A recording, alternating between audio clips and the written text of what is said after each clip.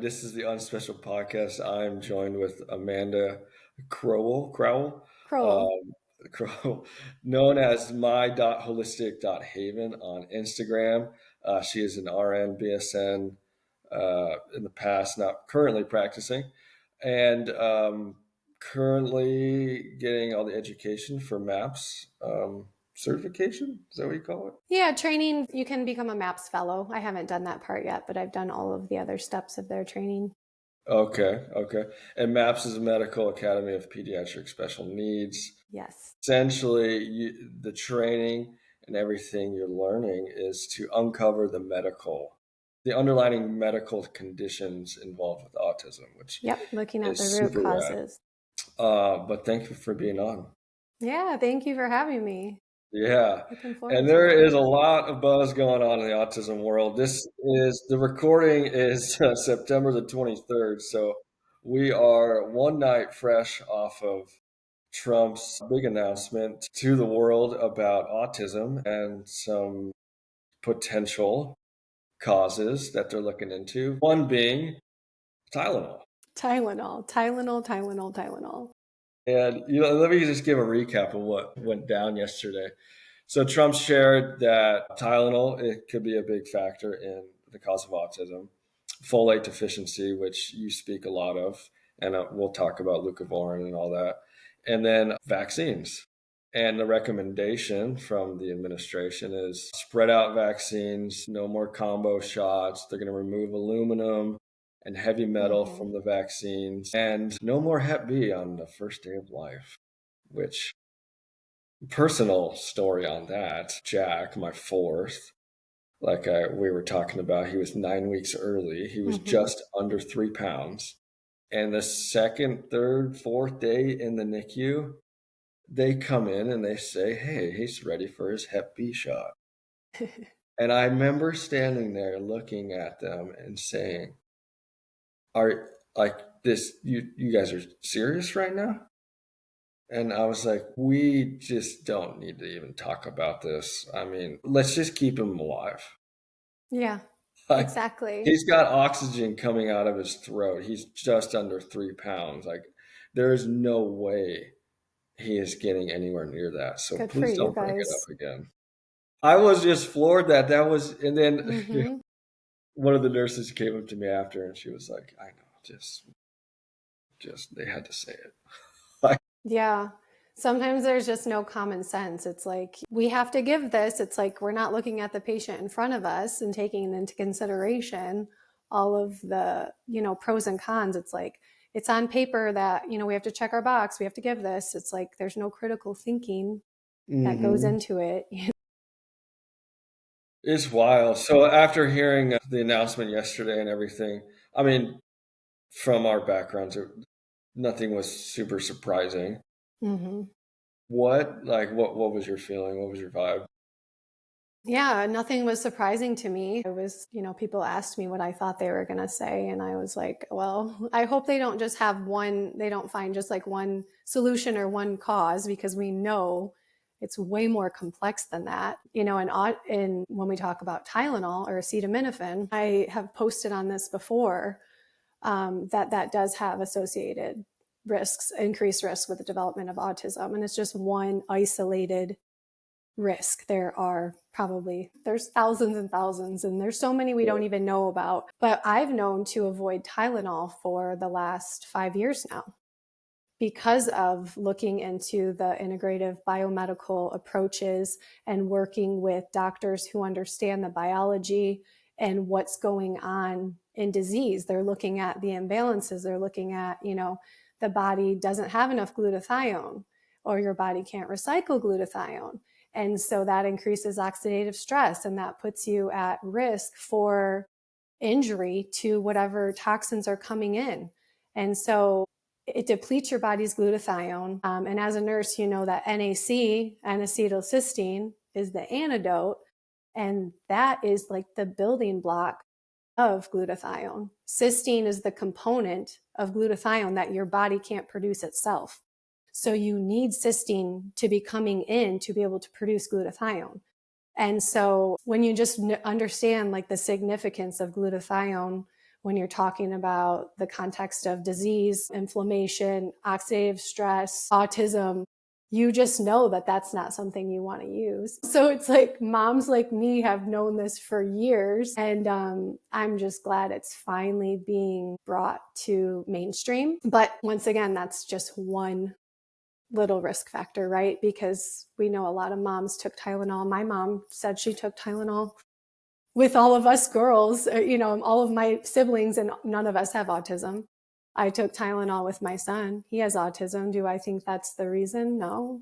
Maybe it contributed a little bit, but I can tell you probably 50 other reasons that increased his risk that I've learned, from over the years. So yeah, what else do they talk about? The vaccines, I had 2 children regress from the MMR. Mm-hmm. I'm assuming it was the MMR because what we experienced with them is what many other parents have said that they experienced following the MMR, although they were given it at 12 months with multiple other vaccines. So It's like, how do you know which one it was? But from what I read about the MMR and their regression and the onset of my son's GI issues, I do think it was the MMR. And I was aware before too of, there were doctors that looked at this and they identified that the parents were saying this repeatedly. And so they looked into it and they said, it looks like it's safer to give these separately. And they were demonized and they were, got their license taken away. So it's like, none of this is new information, right? It's like so many of us have known all this stuff for so many years, for decades, and it's just been suppressed. Meanwhile, all that's done is allow more children to be hurt. Mm-hmm. And so I'm glad that the conversation is starting, and there's a lot more. There's a lot more that we're going to find out. And if you start diving into the integrative biomedical holistic side of things, you're going to get to the answers a lot quicker than they're going to give them to you, most likely. Yeah. Yeah. Well, and it seems like, I've been getting some messages and I'm seeing posts swirling around social media that there's like two sides of the aisle here, that you got a huge group of families that are very thankful that finally autism is being talked about. I mean, it's been talked about more in the last 3-4 months than it ever has been. And then, parents are finally being listened to, especially the ones that have vaccine injured children. Whereas before they were just like, how could you say that? You just immediately shut down, which, I taught special ed for 7 years and I've heard it multiple families of my students, the same story over and over and over again. And that's kind of where I got inspired to start the podcast and just really start listening to parents, because I always go back to parents are the experts. And a parent's, especially a mom's intuition into their kid, like my wife's intuition into my kids is definitely a lot more than me. I don't know how you ignore that. Like, it doesn't make sense to me. And so now we got families super excited. But then on the other side, we have families that are now hearing this news that maybe they didn't ever research it or think about it, or they didn't really want to know. That maybe they had some sort of responsibility in the matter, which I imagine that is extremely difficult, especially objectively as a parent, thinking something you did to your child to make him or her have a harder life, not easy to deal with. What would you say to that side of things? Yeah. So just in general, I think the unknown is scary to people. Yeah.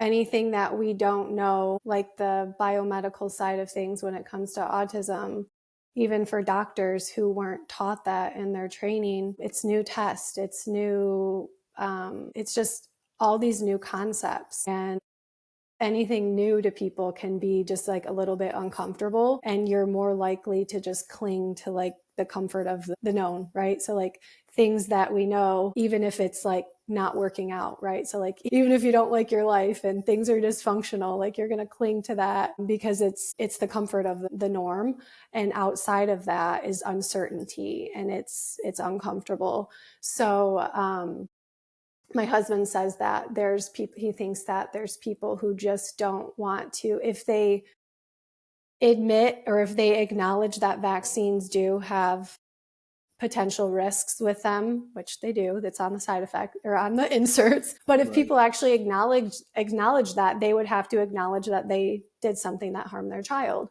And for me, I don't look at it like that. It's like, okay, yes, I vaccinated my first two kids and they regressed and they developed developmental issues, and but I don't feel like it was my fault. I don't think I Yeah. did. I don't, yes, I wish I would have known. I wish I would have been educated prior to that, but I was a nurse. I went into nursing to help people. I was taught that that was what was best. So how can I blame, you know what I mean? How do I blame myself? Like, do I regret it? Yes.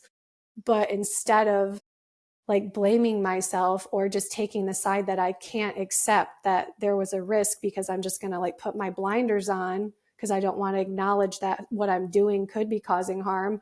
Instead, I'm learning as I go, right? Like you only know what you know and you just continue to try to do better.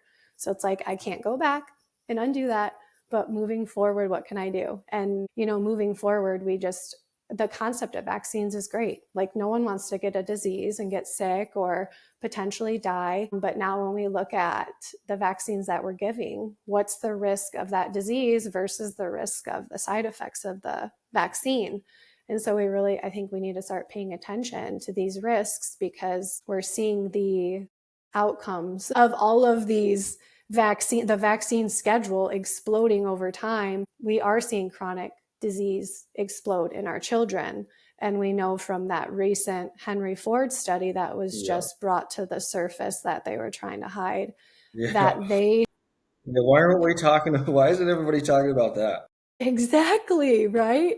They clearly know they set out to basically prove that vaccines are safe, right? Like that was their bias. And From instead Henry they're Ford, which is a in very pro yeah, vaccine with a very, very pro scientist running the study. yeah, very well to do scientist that has a good history of doing very good studies. So it wasn't like he didn't know what he was doing. But what they found was that I don't remember the exact statistics, but the neurodevelopmental outcomes were like 4.5 times in Yeah. vaccinated individuals versus zero in the unvaccinated. And same thing with like autoimmunity. And all of these things were zero in the unvaccinated. And increased in the vaccinated risk or in the vaccinated groups. And so they were sitting on this information and they even reran the studies to try to make it look better for the vaccinated. And they just kept getting results that were like undeniable. The vaccinated groups had poor health outcomes. It was negatively impacting our children's health.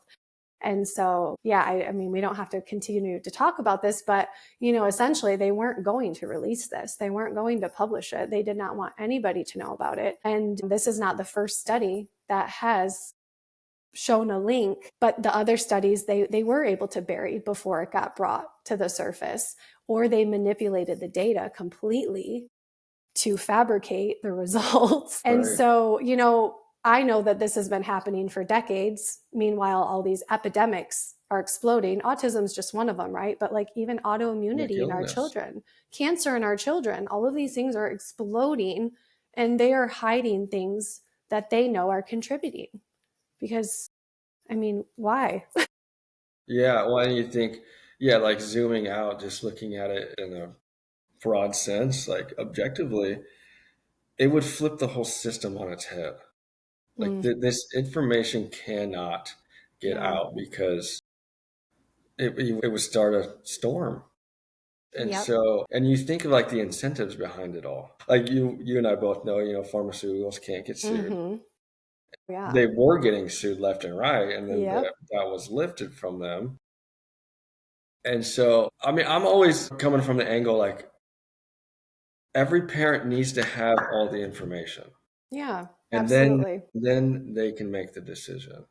But that's not happening, and Exactly. so we are where we are, which Yep. is And if they would have been transparent years ago, or if we would have even had a little bit of insight onto this, they could have been working towards safer vaccines, right? So it's like we have that option, but we're not having a vaccine schedule that's so aggressive because it's just what more, it's a better business plan. But actually, like they said, they're going to remove aluminum and mercury from vaccines. Like, Right. why? Aluminum has no place in the human body. And we know from studies looking at people who have died with Alzheimer's and with autism, when they do their autopsies and they look at the brains compared to typical people who do not have those diseases or diagnoses, that the brains of autism and Alzheimer's are loaded with aluminum. And they found that the children had even higher levels of aluminum in their brains with autism than those with Alzheimer's. And so we need to start paying attention to what Yeah. we're putting in our children's bodies because Let it alone all the matters. formaldehyde, Yeah. aborted fetus. Like the ingredients are just crazy Mm, when you break them apart and you think you're injecting that into your body for yeah. for stuff that was eradicated with better sanitation. Like looking right Yeah. now. Oh, yeah. So Dissolving Illusions was one of the books that I read. Okay. I watched a lot of vaccine documentaries, but even having our personal experience, watching our children regress, everything in my body, I was like, I know what happened, and I know I'm not doing this anymore. I'm not, as we move forward, no more vaccines. But I still didn't have like that concrete evidence, right? I didn't have it on paper saying like what you saw is confirmed. I just knew it in my heart, in my gut. And I was like, well, I have to know why I'm making this decision, right? Like I'm making it, but I want to know why I'm making it. I want to be able to explain it to other people. So Dissolving Illusions was one of the books that I read. And it really goes into the history of these diseases and how much we've been lied to about them. Like most of them were pretty much non existent before they even created a vaccine for them. So it's like you see the trend of like the diseases going down. They don't show you that it was before. Here's the vaccine created over here, or actually, it would be this way. But yeah, so it's like we have just not had the full truth on anything, right? Yeah. So take me back to your kids. When Mhm. when did you start to see regression? And it was after guessing the MMR. Yeah. Yep. So with my son, we found out later he also has a rare genetic disorder, but early on, he was ahead of milestones, a lot of them leading up to 12 months. There were some really maybe subtle red flags looking back, but they were really inconsistent. So it might have been like at a point, like maybe he was struggling a little bit with something, but then he like caught up, or it wasn't consistent enough for us to ever be concerned, but really just very advanced like across the board. And then my daughter, no issues up to 12 months developmentally, but they had like GI issues, I should say. Like my daughter had a lot of GI issues that started in early infancy. They both had eczema, which we know is tied to gut microbiome issues. And so they had some little things, but it was nothing like developmentally that we were concerned about until that 12-month appointment when they got, I wish I had their vaccine records with me because I could tell you what they got that day, but it's everything that's due at the 12-month visit plus the MMR. A lot of doctors will wait until like 15 months now to do the MMR. Okay. Some people even 18 months, but I think now it's more like 15 months. Yeah. And our pediatrician at the time did it all at the 12-month. And in hindsight, when I asked him, why did you do that the same day? I even read it's supposed to be given on its own. And they're like, well, we give it at 12 months because if people don't make it back at the 15-month checkup, then it's not on schedule. Like they have to give these vaccines on schedule to get incentivized, right? So Right. like they're like, we got to make sure we get our bonuses or whatever. This So, is that literally why? well, I don't know, but I mean, that's, they want No, people but to stay on schedule. So yeah. so then they just put them all together. It's So that convenient. It's it's convenient, convenient. right? I don't know. I mean, I yeah, So follow yeah, the it was money. literally like the day that they each had their vaccine, it started the decline of their health. My son's was more gradual and it was an onset of the GI stuff. Like his gut just like stopped working. He just had like diarrhea. He stopped digesting food. He just started to completely like lose all of his skills like over time. It was just like he just faded away. And my daughter, it was very abrupt. For her, it was like she just lost her speech and she had an onset of, looking back, I think it was like an onset of PANS. She just like was completely like changed, where she just looked startled, and Yeah. like a little noise like that, she would just start screaming, and like that wasn't her. And she had speech prior to that, and she lost her speech, and she ended up getting diagnosed with apraxia, and so did my son, which is also very common in autism. And so they both had an apraxia diagnosis.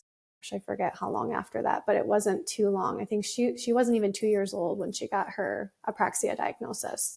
And apraxia is the mind body disconnect, Yeah, essentially, like that motor coordinate. Yep. Like you know what you want to say, but there's a disconnect in getting the muscles to which follow through. I think people need to understand apraxia more to understand autism. Because Mm-hmm. from the onset, you see kids with autism and you're like, why are they doing that? Like they can control it, but literally their brain cannot tell their body what to do. And so we see behaviors. And I always used to preach this hard in my classroom to my staff because they'd be like, oh, he's just not listening. He's not doing it. I'm like, he literally can't. Yeah. Like his mind can't tell his arm where to go. So we need to Mm-hmm. train him on how to move and, his motor movements. And I think culture and society gets this way wrong. And that's some of the misconceptions of autism. Well, yeah, because we haven't been dealing with this our whole lives, right? Like go back hundreds of years, we didn't have, this wasn't an issue. This is a new problem and people don't know how to deal with it. Yeah. Right. And so that led you into diving deep into the Mm-hmm. holistic scene and the Yep. biomedical. Yep. Where does holistic medicine come into play for autism? Yeah, so holistic is really, when I think of holistic, I think of it like with the WH spelling. So you're looking at that person as a whole. You can All just right, explain it that way. We're let's looking at do them it. as a whole. So everything in their environment, everything that makes them them, their history, their unique genetics, what's going on in their body in real time, like on a biological level, like what is going on in this person. We're looking at everything in their environment, their prenatally, even their mother's health history. All of this stuff plays a role when you're looking at a person holistically, which is really the complete opposite of the conventional medicine model, where it's like we look at someone and they come in the door and it's like, okay, yeah, you're listening to them explain their complaints. And it's like, okay, you have these symptoms. So, like, we give you this diagnosis and then we give you this drug. Here you go. And it doesn't tell you anything about what's going on with that person. So, Then like, they're a yeah, lifelong consumer. exactly. It's a really great, successful business plan for the medicine. That's great for the hospital, but then for that person, it's like you completely overlooked and just didn't acknowledge the dysfunction in that person's body, and they're going to keep doing the same things that contributed to that dysfunction. So even though you're masking it with a medication, it's driving more dysfunction in all these other places. Not to mention, a medication usually has a lot of side effects, so then you have those new things you have to deal with. And so you're never going to heal with that approach, right? So, like, yeah. And in the holistic, it's more also of a long game. It's not like a Mm-hmm.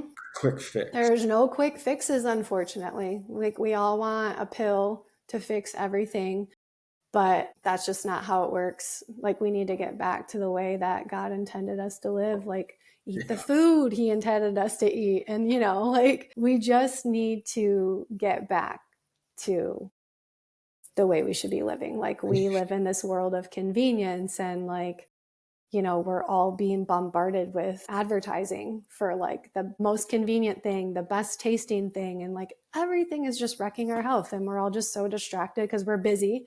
And it's like, okay, we don't have time, we got to grab this, we got to do that, we just got to get through the day. And like all of these things are just adding up and chipping away at our health. And then let alone just media and what everybody talks about. It's like if you're not jumping onto that bandwagon, there's just so many options out there. It's very Yeah. look back at the body and how amazing it is and how it is designed to heal itself. And when you start to Mm-hmm. lean back into that, and a lot of the times you just need to remind your body on what it's supposed to do. And we've been seeing it with my wife with cancer. I mean, we went the conventional route and it had its place. It kept her alive, and we're very thankful for that. But when it comes to healing, the results just weren't there. It was doing the exact opposite. Yeah. So my wife and I always joke, like, it would be so much easier if we just like lived in the early 1900s, I know. Yep. back to like hunting and gathering days. Yeah. Your life problems would be like, yeah, having to Like, go like hunt something down and, right. oh, Or like need a little bit of variety in your diet, so you got to go hunt somewhere else. How fun would yeah, that be? making a fire when it rains. I don't know. Right. What would be some of like the root causes or contributing factors to autism that are often overlooked in conventional mainstream care?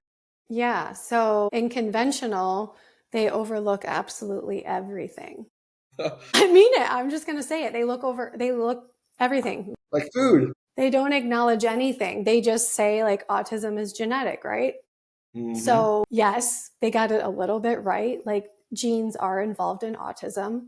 And we know it's more so a complex interplay between certain gene variants and the environment. So, that does play a role. But also, it's all these other compounding factors like your gut microbiome and your mother's, pregnancy. Like, how was her pregnancy? What exposures were there? You're looking at your environment, your toxic exposures. How does your body detox? There's so many different things that play into it. And so it's not just saying like you have more vulnerable genes. It's like you can have the same genes as someone else and have these more vulnerable genes that have been tied to increased risks of developing disease. So we know there's a lot of genes that they've studied that have increased risks of, developing certain diseases. But we also know that if you play your cards right and you're aware of what those genes mean and how to support your body, whether that's certain dietary interventions, maybe you need certain, more nutritional support in certain areas, you need to be more mindful of certain ways to support your body, that disease doesn't have to be your destiny, right? It's more so it's the environment. And when you talk about autism, you can have two kids with the same gut microbiome, which is a mess, and it might only cause autism in one kid. You're like, well, what's different? Is it, maybe they have some more vulnerable genes that the other kid doesn't have, or was it a certain insult at a certain time? There's just so many things that I don't think, you know what I mean? It's like, then there's so many things we don't know yet, but we do know it's just this complex interplay between genes that are more susceptible and the environment. The environment ultimately is what is in control of this. Yeah. And so even when you talk about like a genetic disorder, so my son has a rare genetic disorder, which can be tied to the development of autism. However, I don't think of that even as like autism is genetic because my husband and I don't have that. It wasn't passed down from us. It Right. was actually a de novo mutation. So something environmentally caused, interfered. And so he has a small micro deletion in one of his chromosomes. And so even people who have children with like these rare genetic disorders, somewhere along the line, something had to go wrong.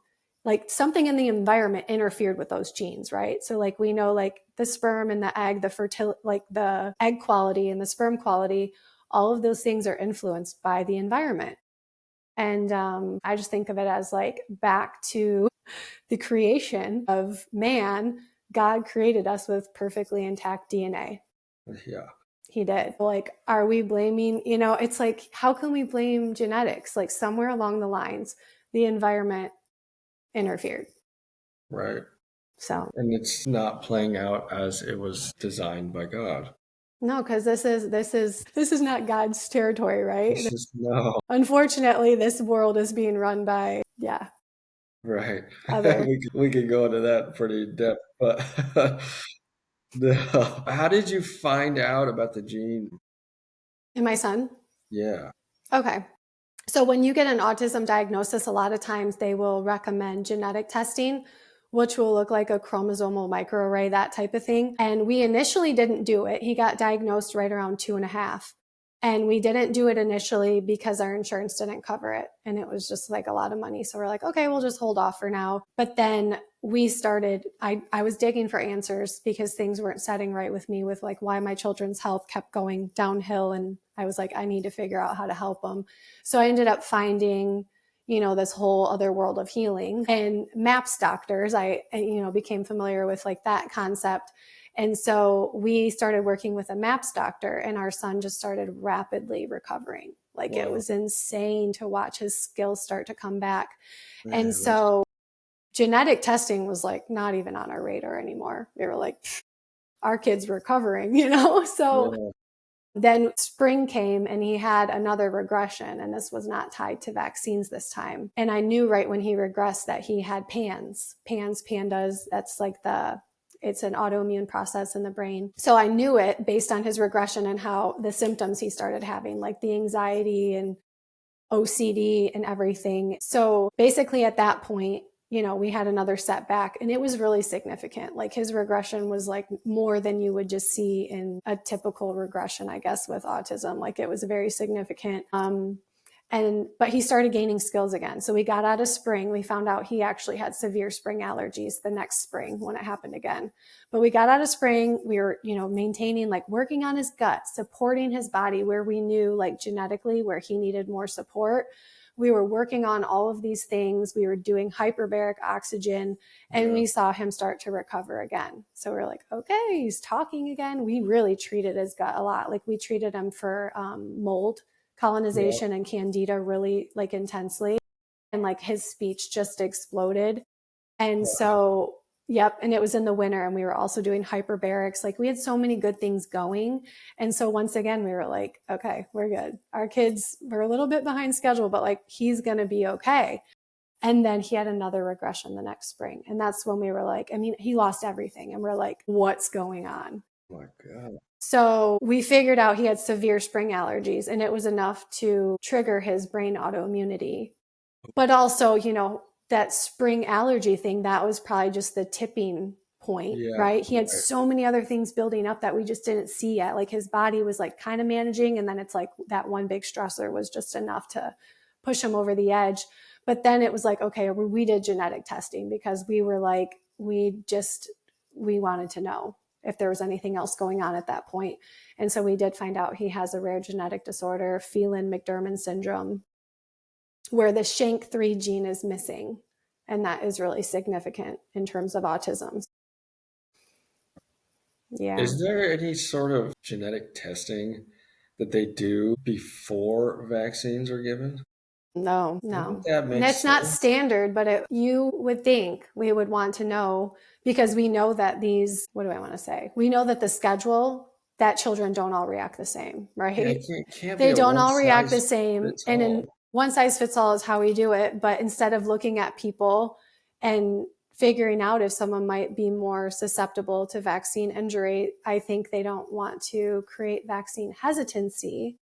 So it's much more convenient to just have a one size fits all schedule. And if people do get injured, you just gaslight them, because if you actually drew attention to it and you acknowledged it, then how many people, honestly, think about it. Who's going to want to vaccinate their kid if they're like, I'm going to watch my kid regress into autism like my friends did?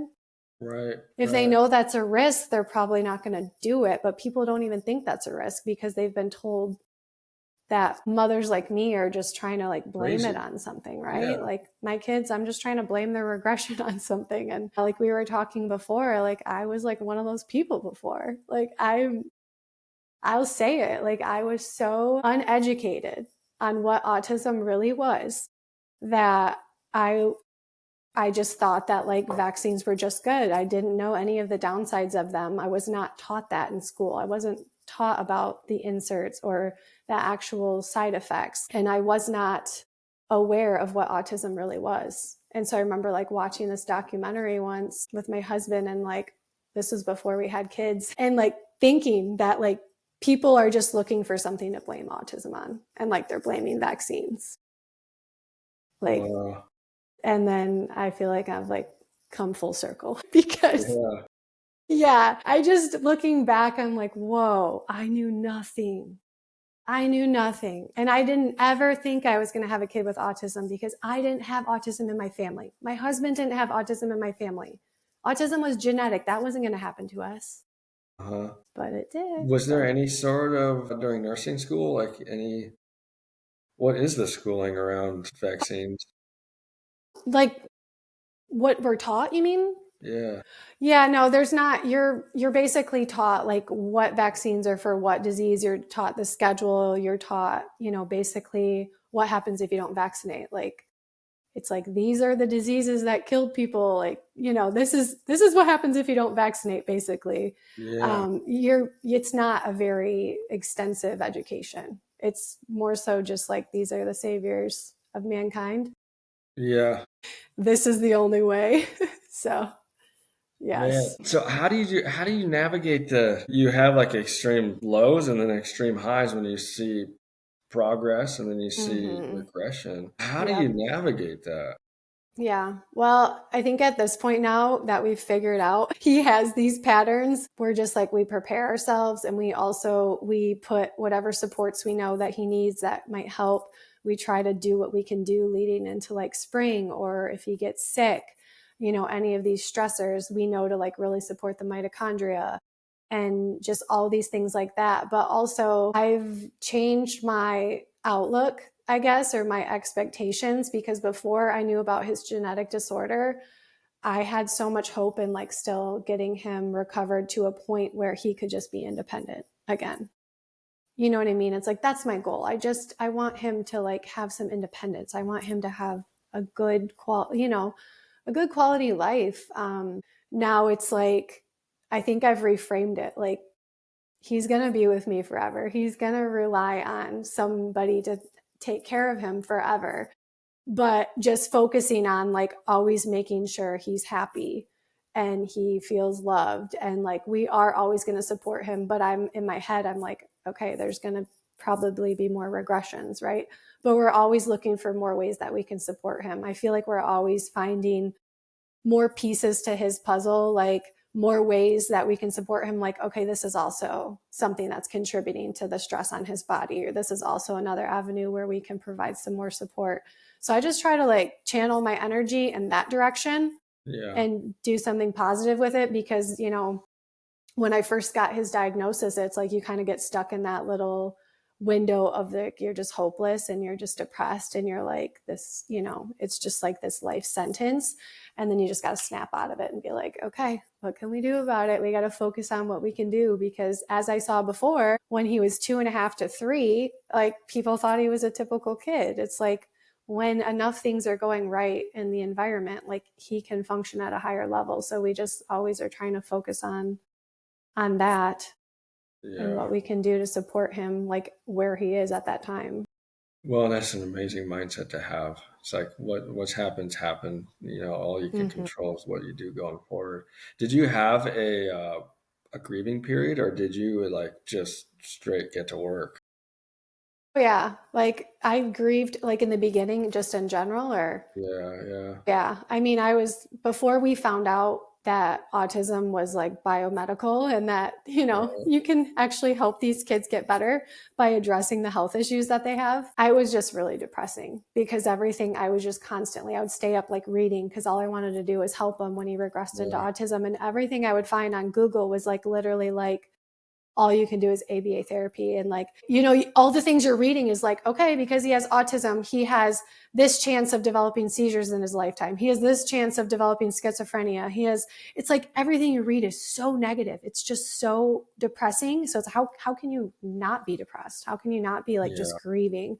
And I feel like that was also the point in my life where I like turned back to God because it's like I was raised Catholic. And then as I got older, like God wasn't a big part of my life. yeah, And then autism entered our lives yeah, and like it really drew me back to God and like asking for answers and like help me find like a way to help my kid. So yeah, and even as soon as I started finding out about all of the biomedical stuff and started implementing it and seeing benefits, I was still always just like I think just not grieving, but there's always that part of you that's just like thinking about like your child missing out on a life of being able to like have friends and play sports and you know what I mean? So, but I don't get stuck in that anymore, but there definitely was a time where I just like mourned for him. Yeah. Well, and that's talking to a lot of dads. That's on the dad side of things. It's like I don't know for every dad, but me and then the ones I've talked to, we kind of think like, what is my child going to become?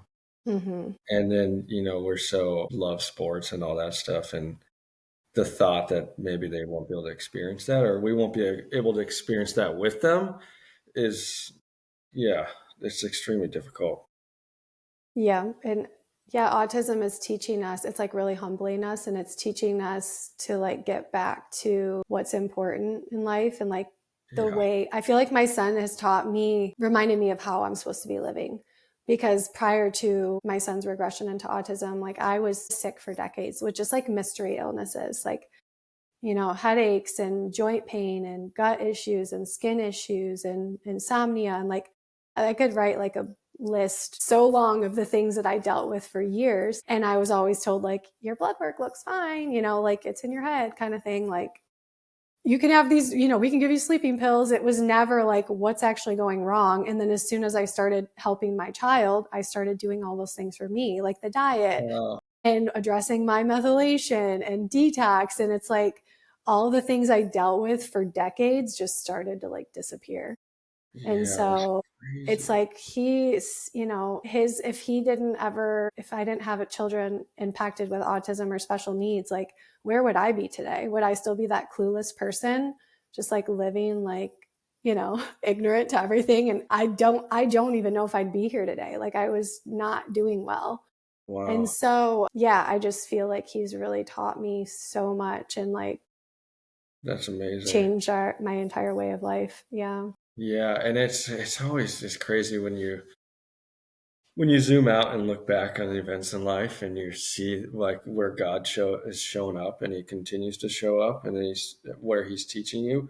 But it Hmm. takes being in that mindset that it's happening for you and not to you. Yeah. I mean, even in this cancer journey we're in, like there's so many events looking back over the last year and a half, even 2 years prior to a cancer diagnosis on, I mean, where God has shown up and where he continues Hmm. to. And then he's even ahead of the scenes. Like he's already in our future and he knows Yeah. what's going to happen. And I had the opportunity a couple months ago to speak at church about our journey. And the title of the message was God Shows Up. And it was just like highlighting every area where he's shown up, from like finances to my business. I mean, our life is in North Idaho and we had to go to San Diego for all the care. But my construction business got better. I signed up for a life insurance policy a year before the diagnosis that ended up, we were able to pull it to pay for all the treatment in Mexico. And it's like all these events, you can look Hmm. at them as like a coincidence, but that doesn't, I don't Yeah. believe in that. It's like, Yeah. it's not how it works. And then you have the comfort going forward, knowing, okay, God's shown up here, here, and here. Yeah. I And a lot agree. of times, maybe it's not how you would have expected it to, Hmm. but with that mindset of like, he's in control when we're not God. And it's a lot easier to just let him be Yep. God. I agree so much. Yeah, it's wild. So what were some of the other stuff that you did for your kids? Yeah. So we just really are heavily focused on the diet. That's just Yeah. the foundation. I just think you can't What's skip that the look like? diet. What do they eat? It can look different for everyone, but I think as a baseline, gluten and dairy free. Some will say soy free also. We don't really eat a lot of soy anyways, but gluten free, dairy free. And I even follow that diet for like Yeah. autoimmune stuff.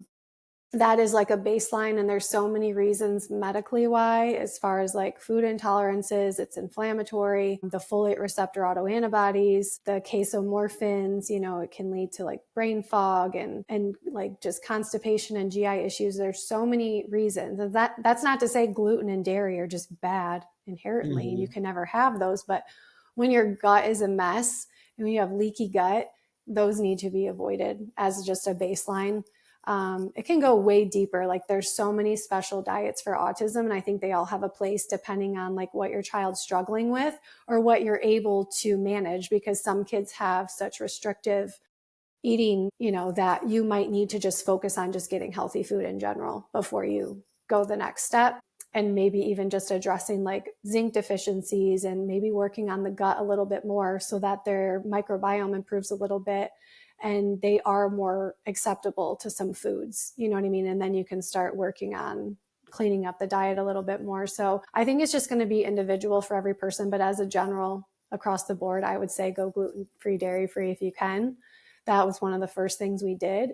And it was really hard because my son was addicted to them, and that they do, Yeah. like these kids will actually get addicted. And he had withdrawals from milk. And it was so bad that we didn't know. We were just like, he's getting worse. Like he was like banging his head on the ground. And like, it was so bad that we caved. We didn't know at the time, like why we were doing it. We were just like, we know like it's good. They say that, these kids are benefiting. The research says like they improve, but it's like, but we didn't see it for ourselves. So we were like, okay, we're torturing our kid. All he wants is his milk. And he's getting worse now. And Yeah. so I caved the first time, but then when I I read all the stuff and I was like, you know what, we just need to commit. So we went like 2.5 weeks of without dairy first. And it was like his eye contact came back. He started pointing, like he would point and approximate a like truck outside. And he just started doing things that he hadn't done in so long. And we were like, my husband and I were like, okay, there's something to this. Like, Amazing. let's keep going. Like, what else can Yeah. we do next? And so the diet is so powerful. And a lot of people want to like pay money to do stem cells and all these like really awesome Mhm. things. But it's like, if you're not addressing a really dysfunctional microbiome and inflamed, the body that's inflamed inside with all these toxins recirculating because you're not pooping and your body doesn't have the glutathione to deal, like all these things you're not addressing, and you want to like go pay for stem cells, or you want to go do some, people want to just invest in these therapies and not do the lifestyle changes, not do like the everyday hard work. And it's like, you're not going to get your money's worth. It's like, it's like not going to last. Like you might see some temporary improvements, but in order to see lasting change, like you need to be addressing the foundational things. And so, yeah, I just think like focusing on those is the most important. Yeah. Did you do any, like, you mentioned hyperbaric chambers? Did Yeah. you do any red light or PEMF, the electromagnetic pulses, or shaky plate for the No, we have a trampoline though. My kids like the Okay. trampoline. I love hyperbarics. Some people say you have to Yeah. have a hard chamber to see benefits. We have a soft chamber. And it was probably like it might have been like the second day that we went into it, that my son, in the very beginning of our journey, that he was able to say words in the chamber. He was My nonverbal at that time. God. But when we went in there, he could say like one word at a time and like all the approximations. And so I was like, oh my gosh, when we're in the chamber, like he can talk. And then we would get out and he wouldn't be able to replicate what he had said No in the way. chamber. And so Wow. it's like, I know it's doing something, right? Like Yeah. it's definitely doing something. And it's also working on, I mean, it's addressing the brain inflammation, but it's also working on a DNA level to help, with all of that stuff. So I don't know. I'm a big fan of it. I don't think you need to have a hard chamber. For us, every time that we've consistently done dives in our soft chamber paired with like addressing the gut and all of these supports, those are the only times we've seen speech come out in our son. So it's like, if we had done all the other things too, I don't know, like without the hyperbarics, if we would have ever experienced the speech come out in him. Yeah. So that's probably one of my favorites personally for us that we've used, like one of the big therapies. But yeah, we have red light. I feel like I'm not consistent enough with that when you have a kid that like runs all over. I got a cold laser. I haven't started using that yet, but I do think that that is something that people should look into. Gosh, what are some other things? There's like the foot baths. I think those are Yeah. great. I want one of those. Totally. I want one too. There's so many ways to heal, and it's like everyone has a healing story and they got there taking a different Yeah. road, right? So it's like, I don't think there's one way for everybody. I think people just need to be mindful about what tools they choose to invest their money in, and just not overlooking those basic ones, because that's going to get you the biggest bang for your buck. And it's going to Yeah. allow those other things to work better if you have that good foundation. Well, isn't it once you start to balance your microbiome and you start to clean up your gut, those cravings for the bad foods that you've been Yeah, eating that go can away because you're cleaned up.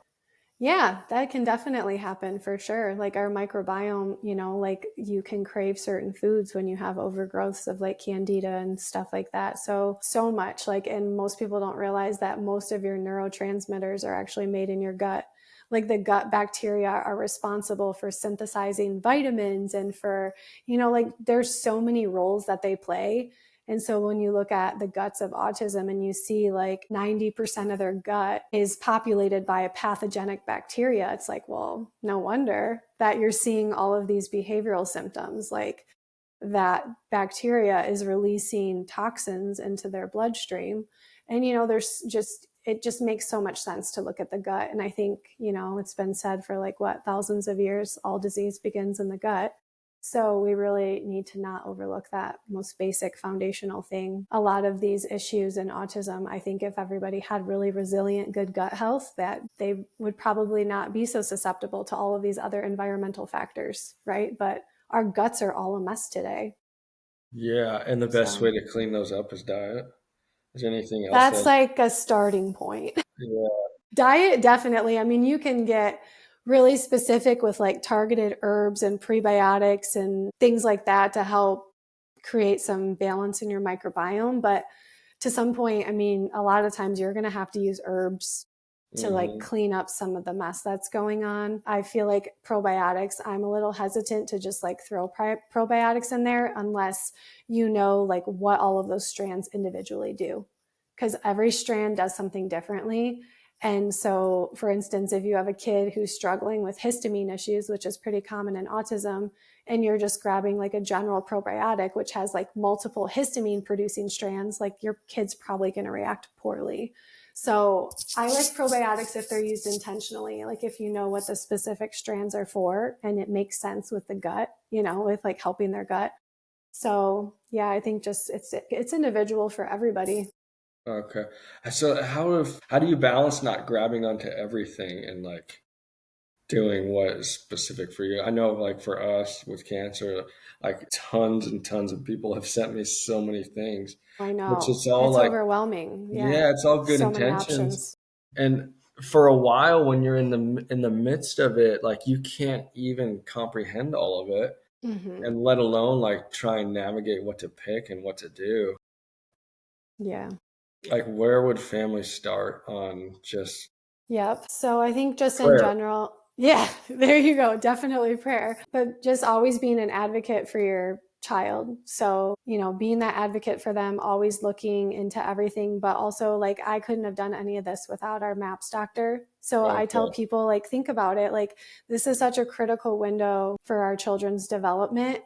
Do you really want to just be like willy-nilly like so and so in this autism group said that this supplement made their kids start talking and like you're putting all of your hope, it's like, okay, we're going to try this supplement, and just like, are you going to do that approach like every time you hear something is helping in autism, like you're going to try that for your kid? Well, your kid's probably not going to get better. Maybe they'll improve a little bit, but like I just really advocate for families to find a professional who's trained in this area so that you're not wasting any time.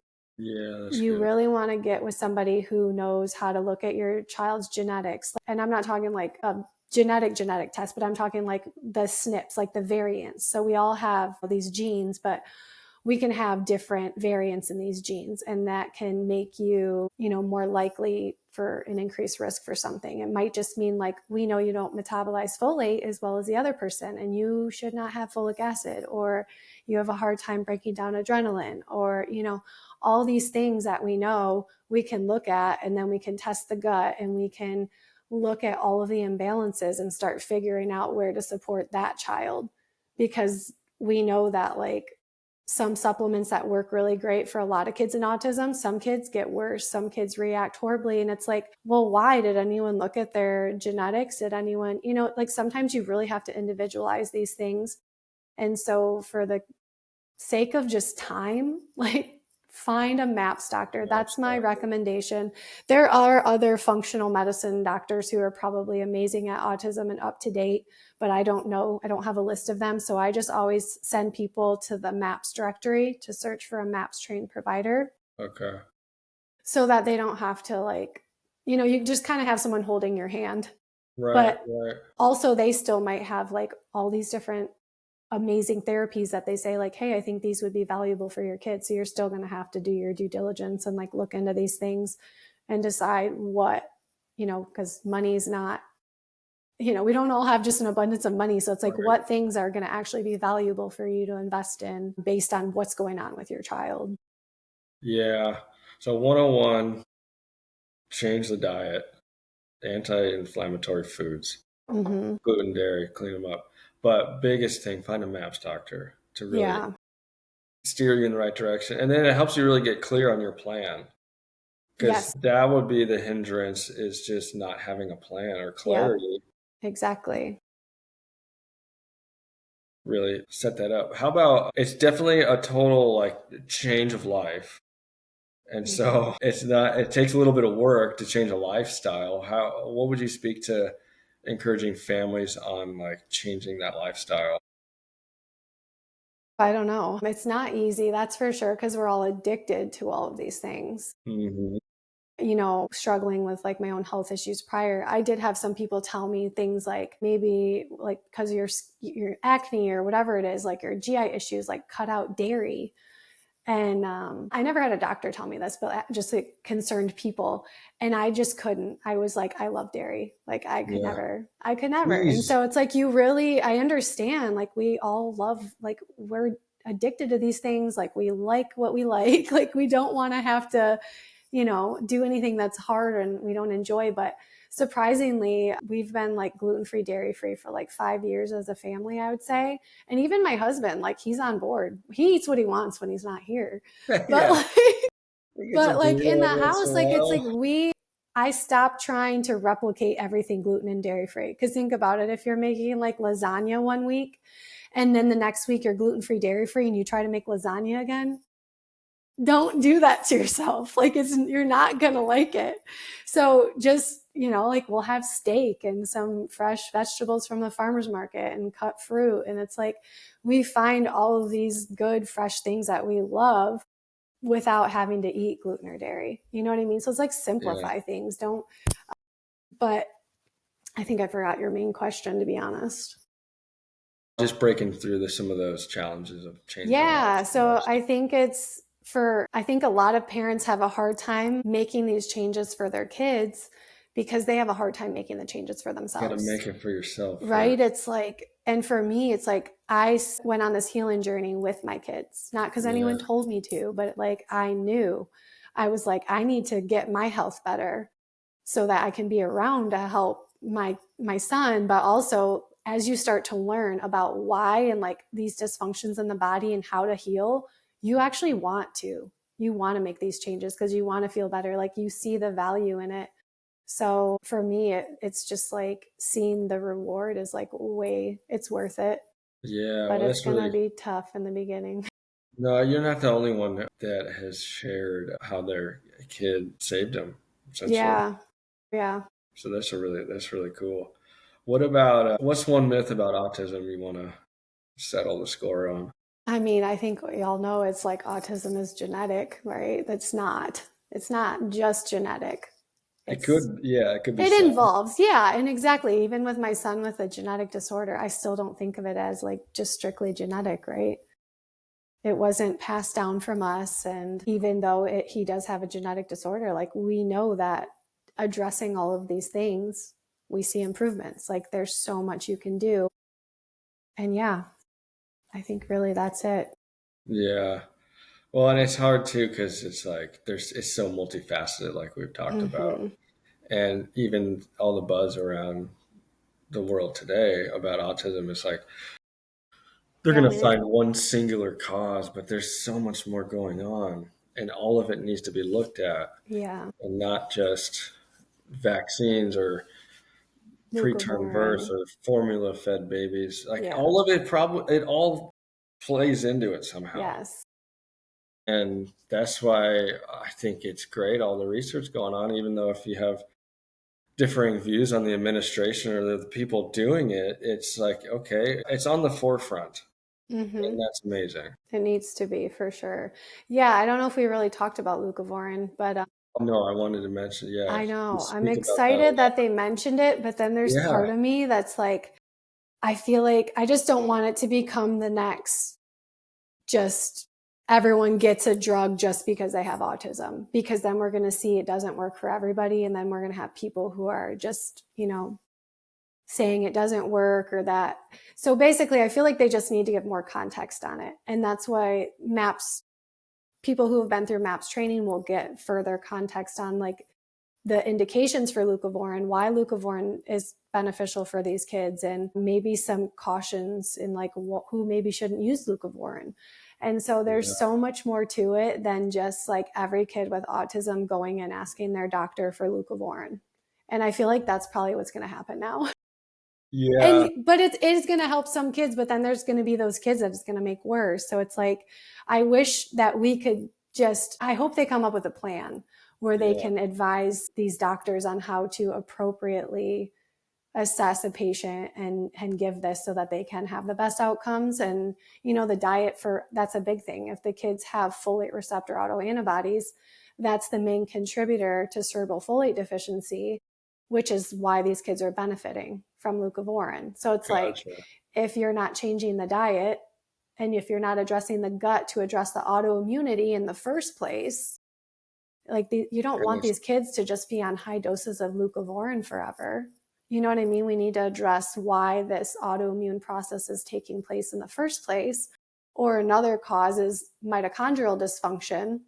So we need to be addressing that. Like, was there an insult to the mitochondria? Like, why is there mitochondrial dysfunction, not allowing enough folate to get into the brain? And then the folate metabolism issues, whether they have genetic variants that aren't allowing, them to process folic acid. And that's a huge thing. If people are going to be taking leucovorin, they should be avoiding folic acid, which means none of these kids should be eating the standard American diet with all the Right, fortified foods. So it's like, there's so many considerations that I just feel like they're probably going to overlook. And I know there's some good that's going to come out of it, but just think about like how much more good could come out of it if everybody had all of the information. And so that's like why I'm so passionate about just sharing all of this stuff on my page, because, like this is the kind of information parents want. Like they want to right, help their kids.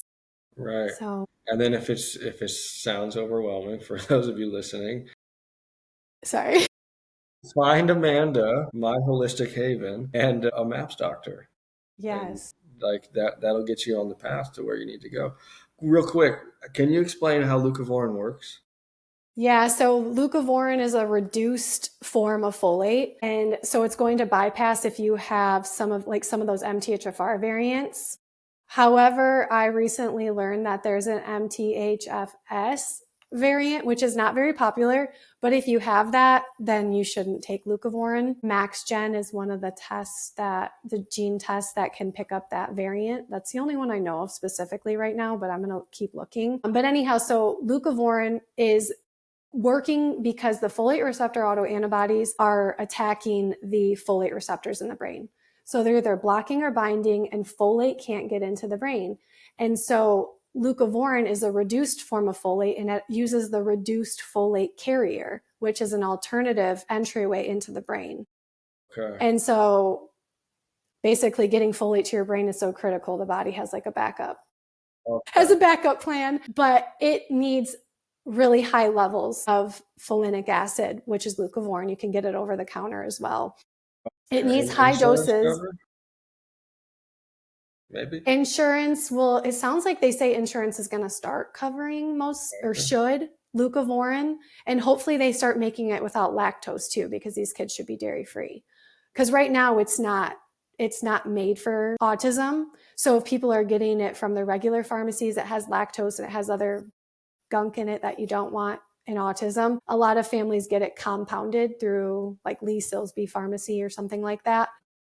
But they should be coming out. It sounds like they're having plans to come out with one specifically for autism. And depending on your insurance, hopefully all insurances will cover it soon. But yeah, so basically you have to flood the body with this folinic acid, not folic acid, folinic, which is leucovorin, to be able to get into the reduced folate carrier. So it needs higher amounts to use that route.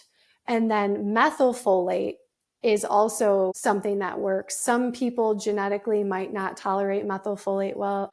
Some kids, like I said, won't tolerate folinic acid. So methylfolate would be the go-to for them. And so high dose, the only methylfolate I know of over the counter that is high enough dose is MethylPro, the brand MethylPro.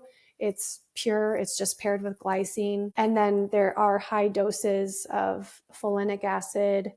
There's some companies that are going to be launching products soon, but then right now, Researched Nutritionals and what's the other one? Spectrum Awakening, I think, both have high dose folinic acid products.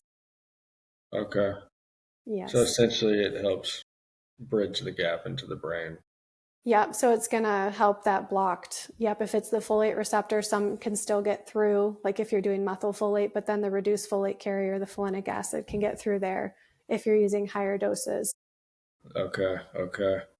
And again, don't be overwhelmed. I know. Find a match doctor. Yes. And And then also, also encouragement to parents is like, just keep yeah. trying. I mean, I've heard so many different therapies that have helped different kids, like Yeah. glutathione IV Yeah. drips, hyperbaric chambers, Yeah. ABA. All of it's on the table, and just keep Yep. trying And and for keep our moving son, forward. it was like he needed all of these. He needed treating CFD, cerebral folate deficiency, hyperbarics, treating his gut, Yeah. restoring his glutathione. Like we had to do everything, literally. Right. Mitochondrial dysfunction, like we had to address everything to see improvements in him. So it's like sometimes people are just going to expect one intervention to like give them all of their gains. And it's like, no, like No. you might need more support than that. So Yeah. So what's next for you? There's some talk of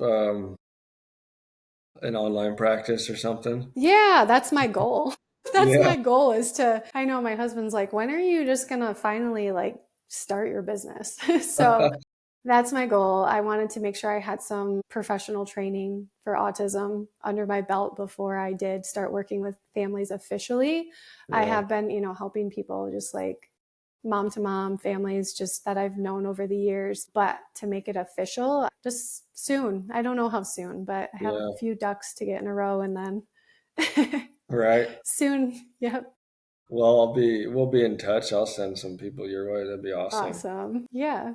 If you could give one piece of advice, I always close it out with this question. If you could give one piece of advice to families just starting their journey or in their journey, Hmm. what would you tell them? Yeah, I just would be your child's fiercest advocate. Yeah. You know your child better than anybody, even better than the best autism doctor out there. So just always trust your gut and never stop advocating for your child. Nobody has all the answers, right? We're always learning more. Always. And keep So, showing up. Just keep showing up and doing your absolutely. thing. What Yeah. so you're on Instagram, my.holistic.haven. Anywhere Yes. else people can find you? No, that's all I can. It's like too much for me already to try to Yeah. keep up with. I know social media, I have to like take some breaks from there. Thankfully I have help on mine because yeah, it's hard. I never even had Instagram before I started this last November. Yeah, similar last year, I was just a private Right. nobody, didn't exist in the social media world. It's a world, that's for It sure. is. Yeah, you get thrown right in and just have to figure it out really quick. Yeah. Well, that was so much fun. Thank you so much for being on. I think Yeah, thank definitely you a for lot of having me. families encouraged and just I know hope that so. there's hope, you know, Yeah, and you're seeing a lot absolutely. of success. Yep, there's So so much out there that they probably aren't aware of. And even though there's a ton of noise in the world, like just hmm go back to the basics and yep, keep hope. So awesome. Well, we'll be in touch and I'll keep checking your content. sounds great. Thanks, Zach.